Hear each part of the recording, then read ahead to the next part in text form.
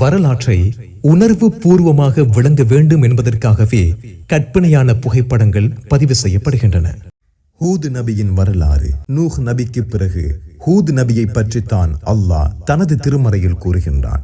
நூஹுடைய சமுதாயத்திற்கு பின் உங்களை வழித்தோன்றல்களாக அவன் ஆக்கினான். ஹூத் நபி குறிப்பிட்டு ஒரு சமுதாயத்திற்குத்தான் அனுப்பப்பட்டார்கள். ஆது சமுதாயத்திடம் அவர்களின் சகோதரர் ஹூதை அனுப்பினோம். இந்த வசனத்திலிருந்து நாம் அறிந்து கொள்வது என்னவென்றால், ஆது சமுதாயத்தில் ஒருவராக அல்லாஹ் ஹூதை தேர்ந்தெடுத்து நீதான் நபி என்ற அந்தஸ்தை ஹூத் அலைஹிஸ்ஸலாம் அவர்களுக்கு வழங்குகிறான். ஆது சமுதாயத்தில் ஹூத் நபியை அல்லாஹ் எதற்காக தேர்ந்தெடுத்தான் தெரியுமா? அந்த மக்களை திருத்தி நல்வழி கொடுப்பதற்காகவும் நேர்வழிப்படுத்துவதற்காகவும் அந்த மக்களுக்கு அல்லாஹுவை தவிர வணக்கத்திற்குரியவன் வேறு யாரும் இல்லை என்று பிரச்சாரம் செய்வதற்காகவும் ஹூத் நபியை ஆது சமுதாயத்திலிருந்து தேர்ந்தெடுத்தான். என் சமுதாயமே, அல்லாஹுவை வணங்குங்கள். உங்களுக்கு அவனன்றி வணக்கத்திற்குரியவன் யாரும் இல்லை.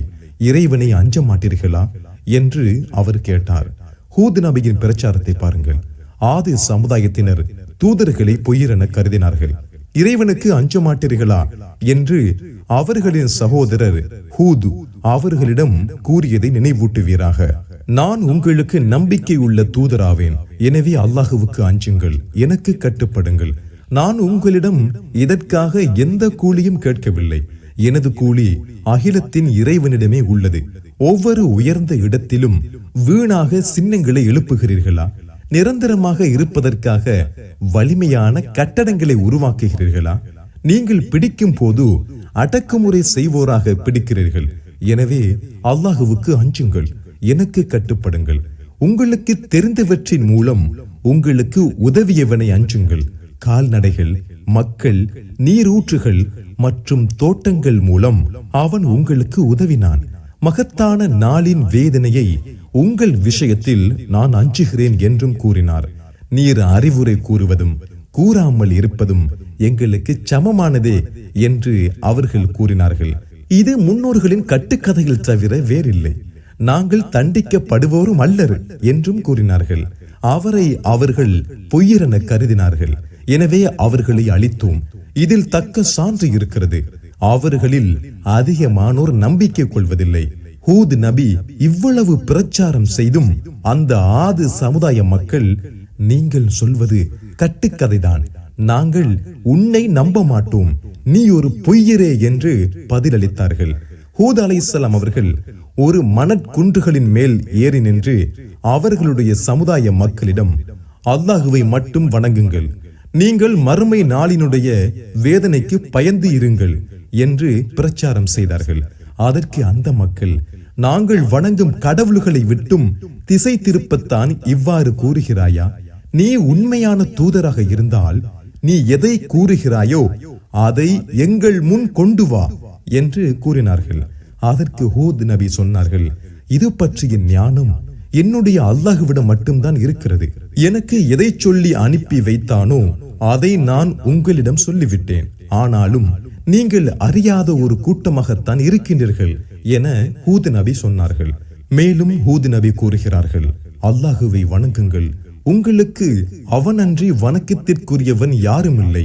நீங்கள் அஞ்ச வேண்டாமா என்று எச்சரிக்க அவர்களிலிருந்தே அவர்களுக்கு தூதரை அனுப்பினோம். அதற்கு அந்த மக்கள், நீங்கள் எங்கள் கூடவேதான் இருக்கிறீர்கள், எங்களை போன்றே நீங்களும் மனிதர்தான். நாங்கள் எதை உண்ணுகிறோமோ அதையே நீங்களும் உண்ணுகிறீர்கள், நாங்கள் குடிப்பதையே நீங்களும் குடிக்கின்றீர்கள். அப்படி இருக்க எங்களை போன்ற ஒரு சாதாரணமான மனிதராகவே தானே இருக்கின்றீர்கள். உங்களுக்கென்று தனிச்சிறப்பு இருக்கின்றதா? அப்படி எதுவும் இல்லாத பட்சத்தில் உங்களை எப்படி நம்புவது என்று யார் கூறுகிறார்கள் என்றால், மறுமையை நம்பாத இந்த நபியை பொய்யர் என்றும், இந்த உலக தேவை மட்டும்தான் வாழ்க்கை எனவும், சொகுசான வாழ்க்கையை இறைவன் யாருக்கு வழங்கினானோ அந்த பிரமுகர்கள்தான் ஹூத் நபியிடம் இப்படி பேசுகிறார்கள்.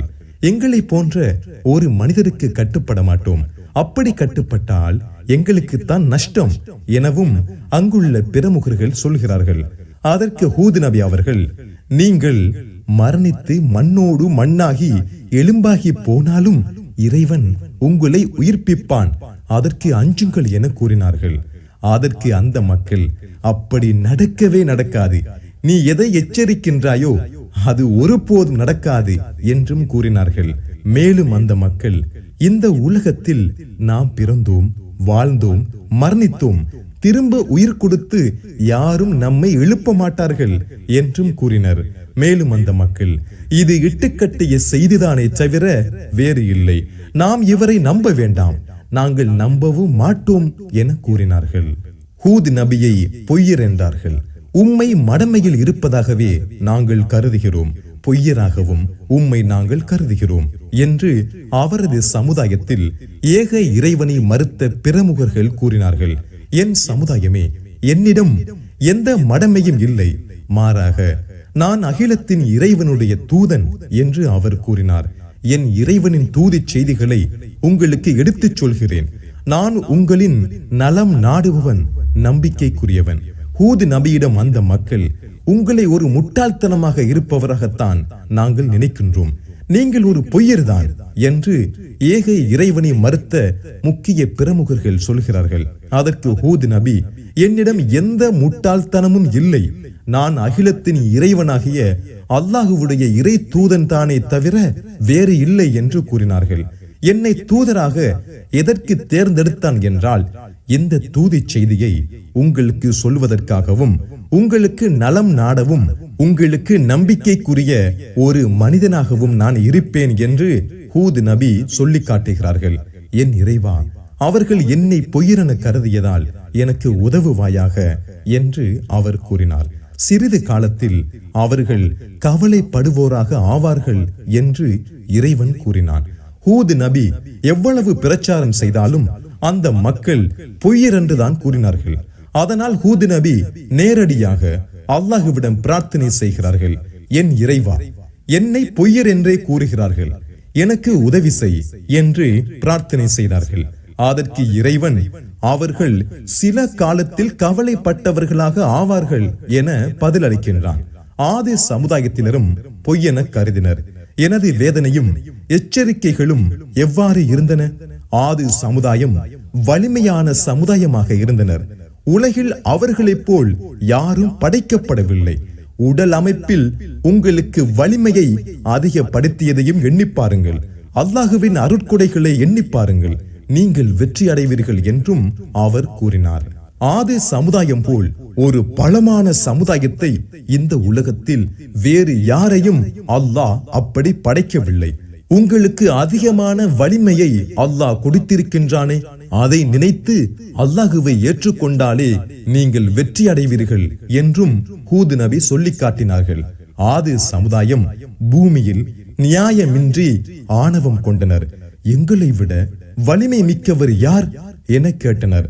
அவர்களை படைத்த அல்லாஹ் அவர்களை விட வலிமையானவன் என்பதை அவர்கள் காணவில்லையா? அவர்கள் நமது சான்றுகளை மறுப்போராக இருந்தனர். ஆதி சமுதாயத்தை பற்றி அல்லாஹ் சொல்கின்றான், அந்த மக்கள் ஒரு நியாயமான முறையில் இல்லாத அளவுக்கு பூமியில் ஆணவமாகவும் தலைக்கணம் கொண்டவர்களாகவும் இருக்கின்றனர். அந்த மக்கள் இந்த உலகத்தில் எங்களை விட வலிமையானவர் யார் என்று ஆணவமாக கேட்கிறார்கள். அதற்கு ஹூத் நபி அவர்கள், உங்களை விட அல்லாஹுதான் வலிமையானவன் என்று நீங்கள் நினைக்கவில்லையா என்று கேட்டார்கள். நிரந்தரமாக இருப்பதற்காக வலிமையான கட்டடங்களை உருவாக்குகிறீர்களா? என் சமுதாயமே, உங்கள் இறைவனிடம் பாவ மன்னிப்பு தேடுங்கள், அவனை நோக்கி திரும்புங்கள். அவன் உங்களுக்கு தொடர்ந்து வானத்தை பொழியச் செய்வான், வலிமைக்கு மேல் வலிமையை உங்களுக்கு அதிகமாக்குவான். குற்றவாளிகளாகி புறக்கணிக்காதீர்கள் எனவும் கூறினார். எவ்வளவுதான் பிரச்சாரம் செய்தாலும் அந்த மக்கள் ஹூத் நபியை பொய்யர் என்றுதான் கூறினார்கள். அவர்கள் அல்லாஹுவை ஏற்றுக்கொள்ளவும் இல்லை. ஆதி சமுதாய மக்கள் எப்படிப்பட்டவர்களாக இருந்தார்கள் என்றால், பல தெய்வங்களை நம்பிக்கை கொண்டு இருந்தார்கள். ஆதி சமுதாயத்திடம் அவர்களது சகோதரர் ஹூதை அனுப்பினோம்.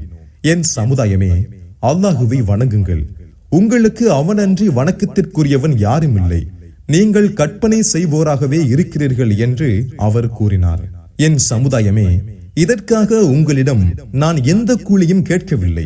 என்னை படைத்தவனிடமே எனக்குரிய கூலி உள்ளது, விளங்க மாட்டீர்களா? என் சமுதாயமே, உங்கள் இறைவனிடம் பாவ மன்னிப்பு தேடுங்கள், அவனை நோக்கி திரும்புங்கள். அவன் உங்களுக்கு தொடர்ந்து வானத்தை பொழியச் செய்வான், வலிமைக்கு மேல் வலிமையை உங்களுக்கு அதிகமாக்குவான். குற்றவாளிகளாகி புறக்கணிக்காதீர்கள் எனவும் கூறினார். ஹூதே, நீர் எங்களிடம் எந்த சான்றையும் கொண்டு வரவில்லை.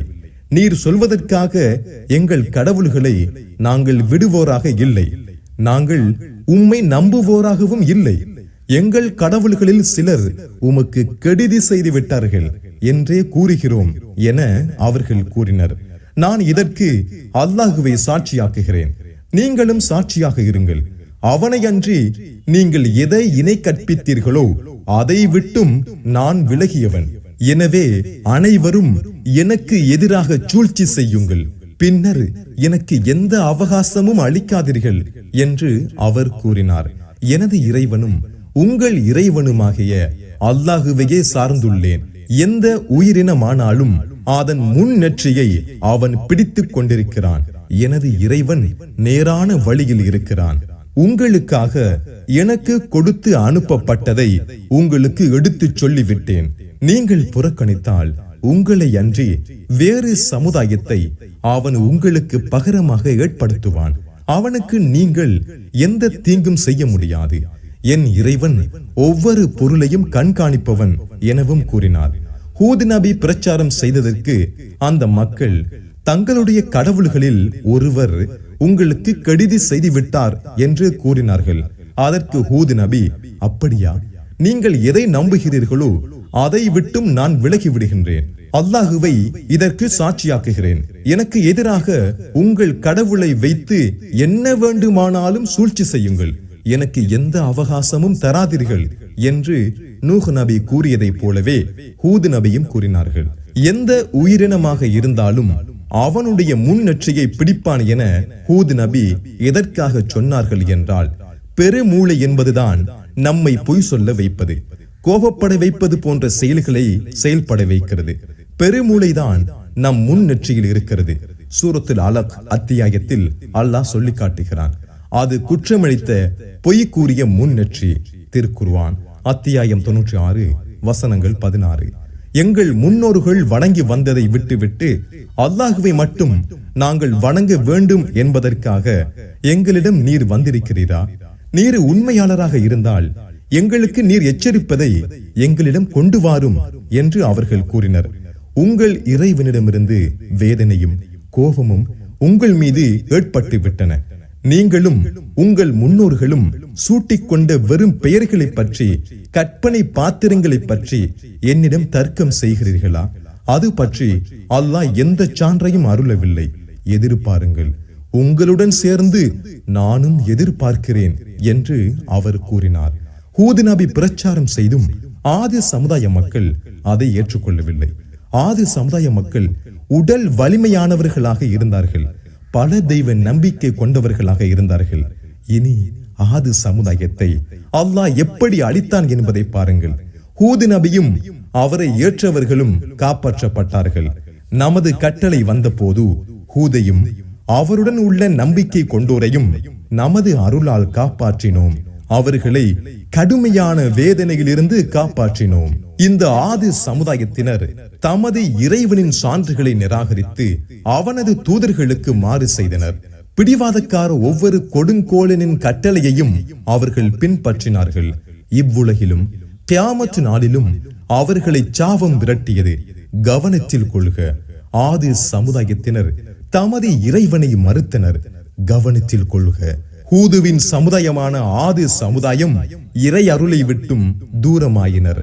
அந்த சமுதாயம் ஹூத் நபியை ஏற்றுக்கொண்டிருந்தால் இறைவனின் அருளால் ஹூத் நபி சொன்னார்களே, வானத்திலிருந்து அல்லாஹ் மழை பொழிய செய்வான் என்றெல்லாம் சொன்னார்கள். அதையெல்லாம் இறைவனுடைய அருளால் அவர்கள் கண்ணெதிரே பார்த்திருப்பார்கள். இதையெல்லாம் நினைத்தும் கூட பார்க்காமல் இறை அருளை விட்டும் தூரமாகிவிட்டார்கள். மற்றொரு வசனத்தில் அல்லாஹ் சொல்லி காட்டுகின்றான், அவரையும் அவருடன் இருந்தவர்களையும் நமது அருளால் காப்பாற்றினோம். நமது வசனங்களை பொய்யென கருதியோரை கருவறுத்தோம். அவர்கள் நம்பிக்கை கொண்டிருக்கவில்லை. ஆதி சமுதாயம் அழிக்கப்பட்டது. அவரையும் அவருடன் இருந்தவர்கள் நமது வசனங்களை பொய்யென கருதியோரை கருவறுத்தோம். அவர்கள் நம்பிக்கை கொண்டிருக்கவில்லை. அவரை அவர்கள் பொய்யரென கருதினர். எனவே அவர்களை அழித்தோம். இதில் தக்க சான்று இருக்கிறது. அவர்களில் அதிகமானோர் நம்பிக்கை கொள்வதில்லை. ஆது மற்றும் சமுது சமுதாயத்தினரையும் அழித்தோம். அவர்களின் குடியிருப்புகளிலிருந்து இது உங்களுக்கு தெளிவாக தெரிகிறது. அவர்களது செயல்களை ஷைத்தான் அவர்களுக்கு அழகாக்கி காட்டினான். அவர்கள் அறிவுடையோராக இருந்த போதும் நல்வழியை விட்டும் அவர்களை தடுத்தான். பெரும் சப்தம் கொண்டு அழிக்கப்பட்டார்கள். உண்மையாகவே அவர்களை பெரும் சப்தம் தாக்கியது. உடனே அவர்களை கூலங்களாக ஆக்கினோம். அநீதி இழைத்த கூட்டத்தினருக்கு இறையருள் தூரமே. அவர்களுக்கு பின்னர் வேறு பல தலைமுறையினரை உருவாக்கினோம். யார் யாரெல்லாம் நம்பிக்கை கொண்டார்களோ அதில் எஞ்சியவரை அவர்களை வைத்து அடுத்த தலைமுறையை உருவாக்கினோம் என்று அல்லாஹ் சொல்லி காட்டுகிறான். இந்த வசனங்களில் இறைவன் ஆது சமுதாயத்தை பெரும் சப்தத்தை கொண்டு அழித்தான் என்பதை சொல்லி காட்டுகின்றான். கடும் காற்றாலும் ஆது சமுதாயம் அழிக்கப்பட்டது. தமது பள்ளத்தாக்குகளை நோக்கி வரும் மேகமாகவே அதை அவர்கள் கருதினார்கள். இது நமக்கு மழை பொழியும் மேகமே எனவும் கூறினர். இல்லை, எதற்கு அவசரப்பட்டீர்களோ அதுவே இது துன்புறுத்தும் வேதனை நிரம்பிய காற்றாகும் என்று கூறப்பட்டது. இந்த காற்று இரவு நேரத்தில் வந்தது என்பதனால் அவர்கள் காலை பொழுதை அடைந்தனர் என அல்லாஹ் சொல்லி காட்டுகிறான். தனது இறைவனின் கட்டளைப்படி ஒவ்வொரு பொருளையும் அது அளித்தது. அவர்களின் குடியிருப்புகளை தவிர வேறு எதுவும் காணப்படாத நிலையை காலையில் அடைந்தனர். குற்றம் செய்யும் கூட்டத்தை இவ்வாறே தண்டிப்போம். காற்றை கொண்டு ஆதி சமுதாயத்தை அழித்தோம் என்று அல்லாஹ் சொல்லி காட்டுகிறான். அவர்களுடைய குடியிருப்புகளை அழிக்காமல் தக்க சான்றாக அல்லாஹ் ஆக்கினான். ஆதி சமுதாயத்தையும் தூண்களையுடைய இரம் சமுதாயத்தையும் உமது இறைவன் எப்படி ஆக்கினான் என்பதை நீர் அறியவில்லையா? இந்த வசனத்தில் இரம் என்ற சமுதாயத்தை அழித்தது பற்றி அல்லாஹ் கூறுகின்றான். கடும் புயல் காற்றை கொண்டும் அழித்தான். ஆதி சமுதாயத்தினரும் பொய்யென கருதினர். எனது வேதனையும் எச்சரிக்கைகளும் எவ்வாறு இருந்தன? தொடர்ந்து துர்ப்பாக்கியமாக இருந்த ஒரு நாளில் அவர்களுக்கு எதிராக கடும் புயல் காற்றை நாம் அனுப்பினோம். வேருடன் பிடுங்கி எறியப்பட்ட பேரிச்சி மரங்களைப் போல் மனிதர்களை அது பிடுங்கி எறிந்தது. எனது வேதனையும் எச்சரிக்கைகளும் எவ்வாறு இருந்தன? இக்குர்ஆனை விளங்குவதற்கு எளிதாக்கியுள்ளோம். படிப்பினை பெறுவோர் உண்டா?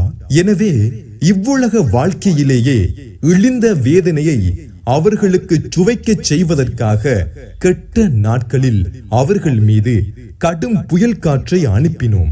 மறுமையின் வேதனை இதைவிட மிகவும் இழிவுபடுத்துவது. அவர்கள் உதவி செய்யப்பட மாட்டார்கள். ஆதி சமுதாயத்திடமும் படிப்பினை உள்ளது. அவர்கள் மீது மலட்டு காற்றை அனுப்பினோம். அது எப்பொருளில் பட்டாலும் அதை மக்கி போனதை போன்று ஆக்காமல் இருந்ததில்லை. ஆதி சமுதாயத்தினரோ மிக கடுமையான கொடிய காற்றால் அழிக்கப்பட்டனர். அதை 7 இரவுகளும் 8 பகல்களும் தொடர்ந்து அவர்களுக்கு எதிராக இயக்கினான். அக்கூட்டத்தார் வேருடன் வீழ்ந்து கிடக்கும் பேரீச்சை மரங்களைப் போல் வீழ்ந்து கிடப்பதை காண்கிறீர். அவர்களில் எஞ்சியோரை நீர் காண்கிறீரா? ஆதி சமுதாயம் இவ்வாறுதான் அழிக்கப்பட்டது.